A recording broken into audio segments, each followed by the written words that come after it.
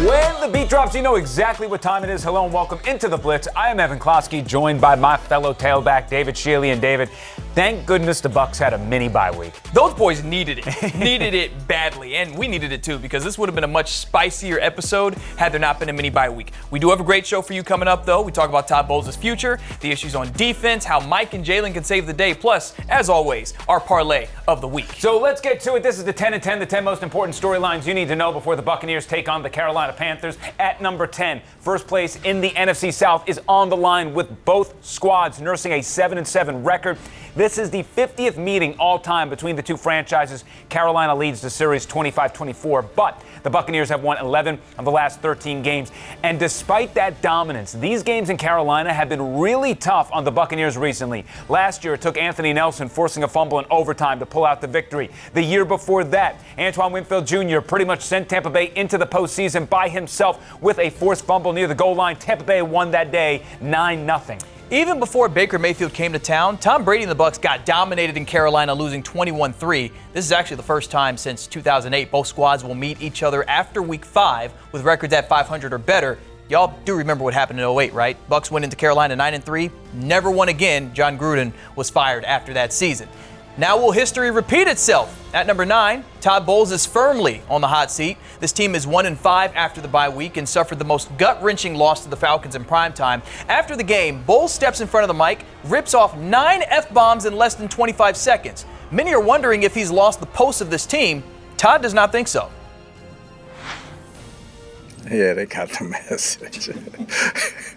It's football, guys. I don't know. There have probably been a billion stories written when coaches have lost. They got pissed off and said something to their guys. It's not an issue. We're fine. Todd comes from the world of Bill Parcells. If Parcells had a rant like that, it'd be one thing. Sure. We can expect it from a guy like Parcells. When Todd does it, it's another. So I get why he's laughing. He's not the first coach to call out his guys in front of a microphone, but he cannot act like it's a nothing burger when that was so out of character for him. I mean, as for the players, and we have to talk about this too, we've heard from many of them this week about the post-game rant from Bowles. Most of them said it was something that was needed. If Bowles really lost his locker room, players would not say something like that. Instead, they would throw him under the bus. For sure. That isn't really what's happening here. Only the guys in that locker room truly know what's going on, but I think this has more to do with certain individuals repeating mistakes. When you repeat the same mistakes, you do it twice, you do it 3 times, we have to ask you, are you really committed to your teammates? Yeah, and I think you're 100% spot on there. If the Bucs rattle off wins, the message will be viewed favorably For sure. in hindsight. If the Bucs continue to collapse, that will be Todd Bowles' swan song. And that is the reality. In the end, I do expect Jason Licht to address some of these personnel issues in the offseason. Yeah, he's going to have to. At number 8, sticking with the Todd Bowles theme, he has to figure something out with his defense. Since the bye week, this has been one of the worst units in the league. Since week 10, the defense has given up a total of 176 points. Then factor in the passing yards. Kirk Cousins threw for nearly 400 of them in primetime. That tells you everything you need to know on that front. So this is a great time to bring in James Yarko with our Locked On Bucs burning question of the week. And James, let's be direct. Is there any hope for this defense? Why or why not? No, I've reached the point where I have no faith in this defense whatsoever because they haven't shown me a reason to have faith in them. Since the bye week, they've allowed 29.3 points per game.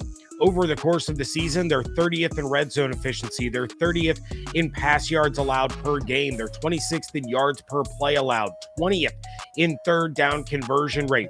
So this is a defense that while they had a nice little stretch there before the bye week, overall on the season, it is not good enough. And the onus of that has to be placed on Todd Bowles. That is the side of the ball that he is in charge of. You really can't look at anyone on that side of the ball outside of Vita Vea, Tyke Smith, and more often than not, Jamel Dean as guys that are getting their job done, play in and play out. So it's reached a point where this defense is going to see a lot of changes once we get to the 2026 season. They're going to be addressing this in free agency. They're going to be addressing this in the draft, but they don't have the talent that we all believed that they did coming into the season, and those results are showing on the field.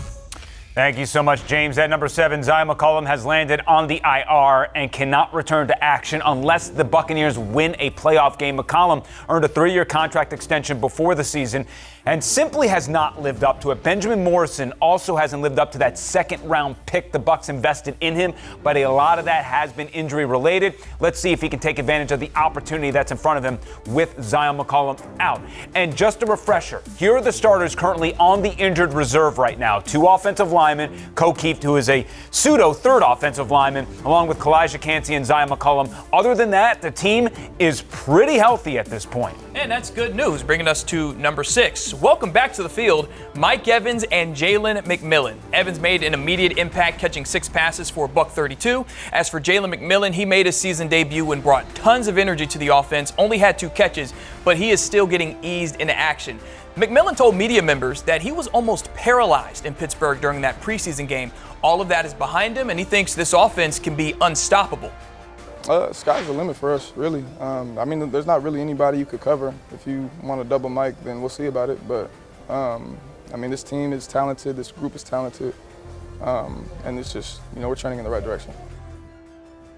Hopefully the offense we were all bragging about during OTAs can show up this weekend in Charlotte. Mike Evans said 28 points should be the floor for this group. Yeah, well, the key to that is going to rest in the arm of Baker Mayfield. And while we all love Baker, even he will tell you he is not playing well enough right now. At number 5, Baker needs to bake because right now he is serving up ramen noodles and a bag of Fritos to his customers. That's nasty. Some of it is injury related. Another piece of it is the interior offensive line. That's in shambles. But in the first 6 games of the season, he had a QBR south of 60 just once. In his last 8 contests, he's gone north of 60 just twice. That was against Arizona and Buffalo. During that same time span, he's thrown 10 touchdowns and 6 interceptions. Simply put, he has to be better. And here's the good news. He's facing a Carolina Panthers team that ranks 29th in sacks with only 23 on the season. Derek Brown leads Carolina with 4, which is essentially their version of Vita Vea. If Baker can stay upright, that should allow him to get back on track, David.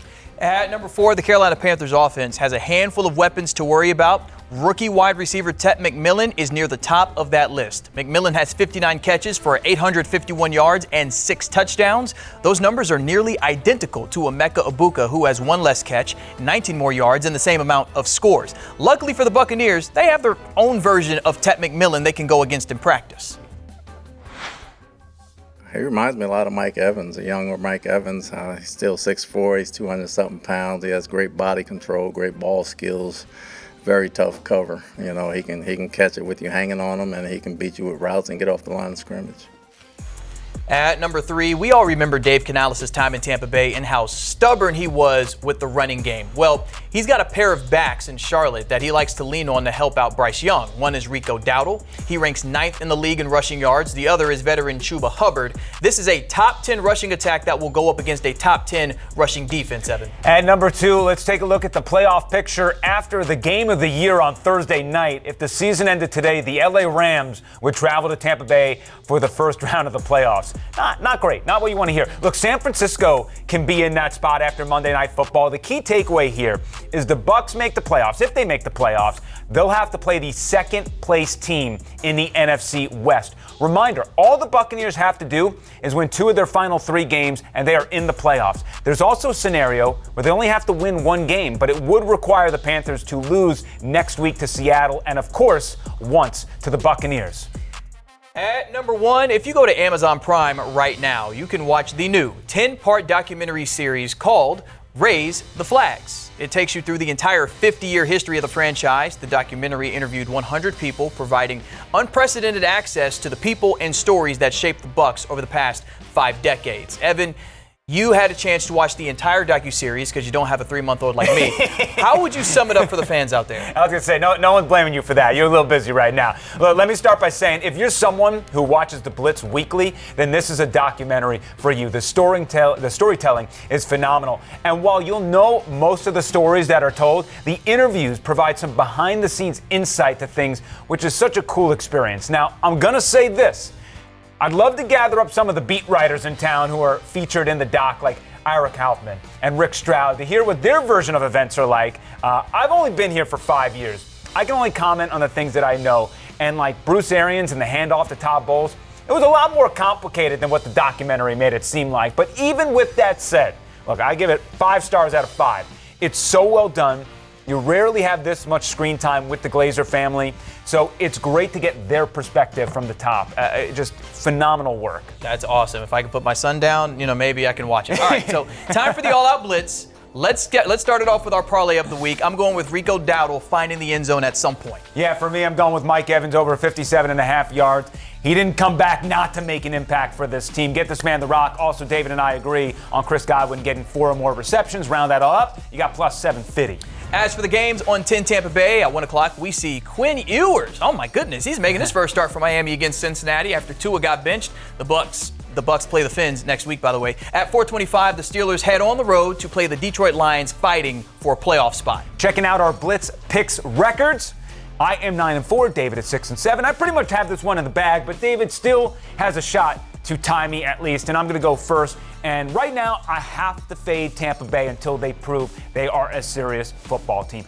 We didn't have a show last week, but with Locked On Bucs, and when I was talking with T. Crass on all the shows I went on, I predicted the Falcons to win because the Bucs simply cannot get out of their own way. The fourth quarter will be so important in this contest, and I just don't have faith in them right now. Call me a hater, that's fine. I'm just trying to be honest and objective. Panthers 27-26. And for me, for the sake of catching up and thinking Todd Bowles' rant might have lit the right fire for this group, give me the Bucs 23-20. I do expect this to be a classic NFC South war of a game. As always, root for David, not for myself. Thank you so much for joining us on The Blitz. Next week, it's just David for the holiday season with the team heading to Miami. For Mr. Schiele, I'm Evan Closky. This is The Blitz. We will see you same time or same place next weekend.